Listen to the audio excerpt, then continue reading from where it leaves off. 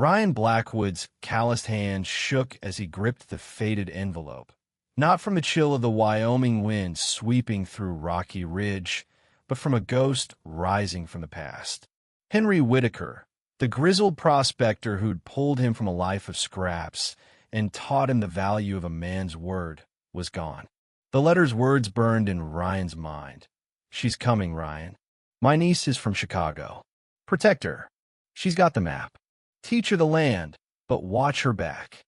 Through the grimy window of his blacksmith shop, Ryan spotted the stagecoach rumbling into town. A woman stepped off, city slick in her tailored dress, clutching a worn satchel like it held her very soul. What happens when a debt to the dead clashes with a stranger's fire? Ryan was about to find out. Her name was Elena Whitaker, and she strode into the Rusty Nail Saloon like she owned the place. Roughnecks and cowboys paused their card games, eyes narrowing at this outsider with her polished boots and sharp gaze. Elena scanned the room, her auburn hair catching the dim lantern light. Ryan kept hammering at a plowshare, pretending not to notice, but his pulse quickened when her voice cut through the haze. "I'm looking for Ryan Blackwood." The room went dead quiet. Ryan, with his Cheyenne roots and towering 6'7" frame, wasn't exactly welcomed with open arms and Rocky Ridge tolerated. Maybe thanks to Henry's old favors. "That's him," a miner grumbled, nodding toward the forge. Ryan set down his tools and turned. She was petite but fierce, her eyes like forged steel. "You're Henry's niece?" His voice rumbled low, rough from years of silence. She nodded, stepping closer, close enough for him to catch a whiff of rosewater amid the smoke and sweat. "He said you'd help. I've got his map to the lost silver vein. I need it for my dream, a clinic for the forgotten folks back east, the immigrants and orphans." Ryan's jaw clenched as she pulled out the map. It wasn't silver. Those markings were ancient Cheyenne symbols, leading to the hidden valleys where his forebears buried their sacred relics, stolen during the forced marches decades ago. This wasn't treasure, it was heritage. But Henry had saved Ryan's life in a blizzard, pulling him from death's door and teaching him to read the stars and the law. Now, this debt stared back at him in Elena's determined eyes. "It's dangerous," he warned. She met his gaze. "Looks too tough for me, but I'll give it a shot." That spark in her smile hooked him, and he knew trouble was brewing. That night, Ryan tossed on his cot, the map's secrets gnawing at him. Trusting an outsider with this could doom what little remained of his people's legacy. But Henry's ghost whispered, "Keep her safe." Come dawn, Elena was at the stable, fumbling with a saddle on a skittish Mustang. She'd swap her dress for jeans and boots, the fit accentuating her resolve and curves that made Ryan's throat tighten. "Horse senses your nerves," he said, approaching. She spun, hair whipping in the breeze. "I'm not nervous, just analytical." For hours, he taught her to ride, her frustration boiling over as she slipped off again. "Damn it," she snapped, dusting herself. But when she finally galloped steadily, her laugh echoed like a mountain stream, cracking Ryan's guarded heart. Was this betrayal or fate? As they rode into the rugged Bighorn Mountains, tension simmered. Elena quizzed him about Henry. "What made him trust you?"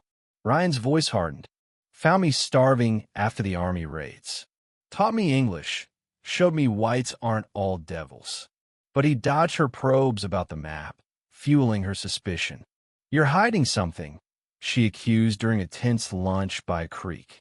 He grunted, but inside, rage at old wounds flared. How could she, a city girl, grasp the pain of lost lands? Their first real test hit at Thunder Gorge, where a sudden storm swelled the river into a raging beast.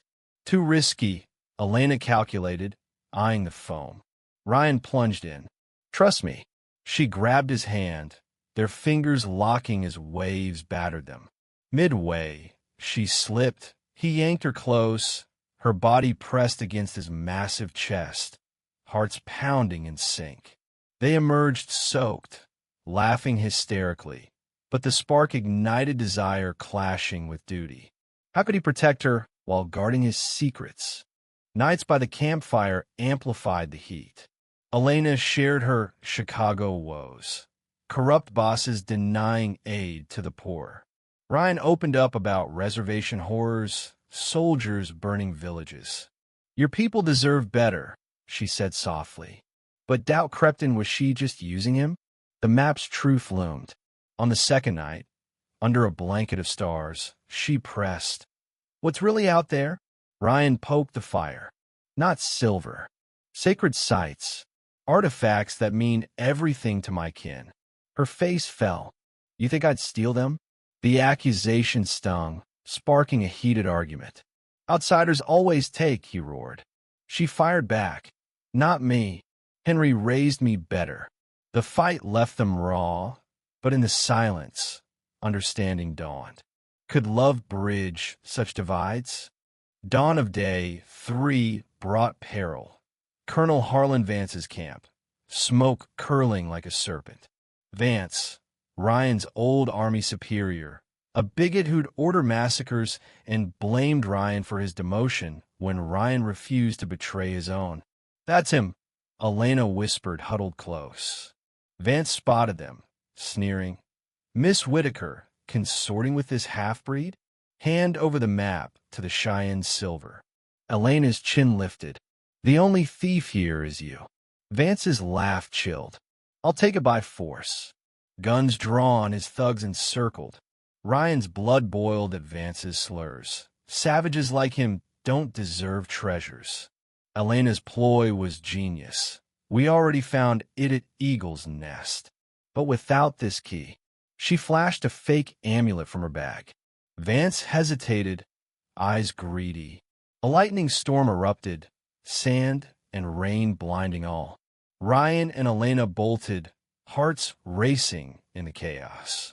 But Vance's vow echoed, I'll hunt you down. The real site lay in Shadow Canyon, walls etched with ancient drawings. It's a calendar and a code. Elena breathed, her math skills unlocking patterns. Ryan added tribal lore, their minds meshing like puzzle pieces. The chamber revealed, no silver, but exquisite relics, beaded headdresses, carved totems, symbols of resilience. These are priceless, she whispered. Vance burst in. Mine now. The rifle aimed at Ryan. Elena stepped in front. They belong to his people. Vance's mockery fueled fury. Women and Indians know your place. The standoff peaked. Elena, spotting unstable rocks, whispered a plan. Ryan was distracted while she triggered a precise collapse, burying Vance's men in rubble but sparing the chamber. They fled with select pieces for safekeeping, Vance cursing in pursuit. 3 nights later, by a dying fire, exhaustion hit. Vance had vanished into the wilds, defeated.